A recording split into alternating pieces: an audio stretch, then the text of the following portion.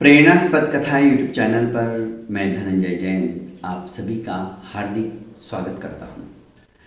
छोटी सी कहानी डीजे की जुबानी। दोस्तों, बनारस रेलवे स्टेशन पर शाम को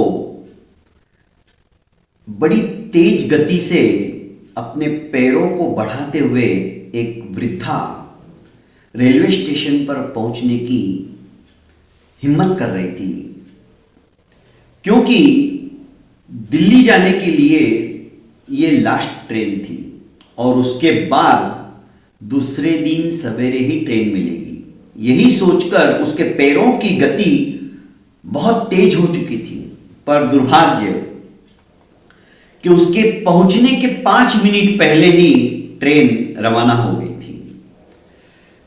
बुढ़िया हताश निराश रेलवे स्टेशन पर शून्य दृष्टि की तरफ निहारते हुई बैठी थी। इतने में कुली आया और कहने लगा का माँ जी, कहाँ जाना है? बुढ़िया बोली, मुझे दिल्ली जाना था, पर अब तो आपको सवेरे ही ट्रेन मिलेगी।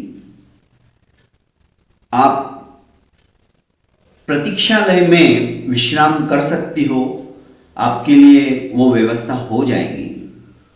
वैसे आप दिल्ली क्यों जाना चाहती हो? मेरा बेटा वहां पर रहता है। आप चलिए मेरे साथ प्रतीक्षालय में, आप विश्राम कर सकती हो, क्योंकि अब ट्रेन तो आने वाली नहीं है दूसरी, और आपके भोजन की भी आप कहो तो व्यवस्था वहां पर हो जाएगी। आपने बताया नहीं आपका बेटा वहां पर क्या करता है? बुढ़िया ने कहा, मेरा बेटा रेलवे में ही एक छोटे से कार्य को करने के लिए कार्यरत है। उसने मुझे यही कहा था। दिल्ली के ऑफिस में वो रेलवे कर्मचारी के रूप में काम करता है। अच्छा, आपके बेटे का नाम? मैं तो उसे प्यार से लाल ही कहती हूं, पर उसका पूरा नाम लाल बहादुर शास्त्री है। इतना सुनना ही था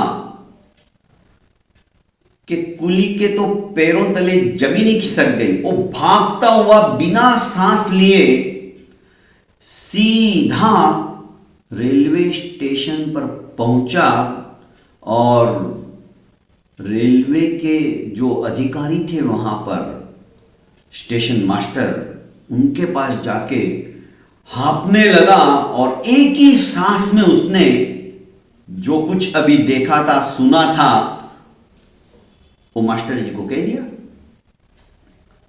रेलवे मास्टर जी ने कहा कि उन्हें कहो तार द्वारा, आज की भाषा में हम तार तो नहीं बोल सकते, दूरभाष यंत्र बोलते, पर उस समय में टेलीफोनिक सिस्टम रहता था, तो नंबर लगाना पड़ता था और फिर बात होती थी। तो उनको कहो यदि वो बात करना चाहती है तो हम वो भी करते हैं इंतजाम। पर इतने में स्टेशन मास्टर ने जगह जगह जो भी नजदीक के थे पदाधिकारी लोग, गवर्नमेंट सर्वेंट, उनको इतला कर दी कि इस तरह से तुम जल्दी से जल्दी स्टेशन पर पहुंचो। एसपी, डीएसपी, पुलिस अधिकारी, आरपीएफ के जवान और सायरन बजाती हुई एम्बेसडर कार भी आ गई। सभी इकट्ठे हो गए। स्टेशन मास्टर हाथ जोड़कर महिला का अभिवादन कर रहा था और कह रहा था कि आपने कहा कि आपका बेटा रेलवे कर्मचारी है, छोटा सा काम उसे मिला है। आपको बताया नहीं उन्होंने कि वे किस पद के ऊपर अधिष्ठित है? आश्चर्यचकित होकर स्टेशन मास्टर की तरफ घूरते हुए उस महिला ने कहा, नहीं, भारत में जितनी भी ट्रेनें चल रही हैं ना, और इन सभी रेलवे स्टेशन के ऊपर मेरे जैसे लाखों कर्मचारी जो कार्यरत है रेलवे के अंदर, उन सबके वे मुखिया है, वे रेलवे मंत्री है।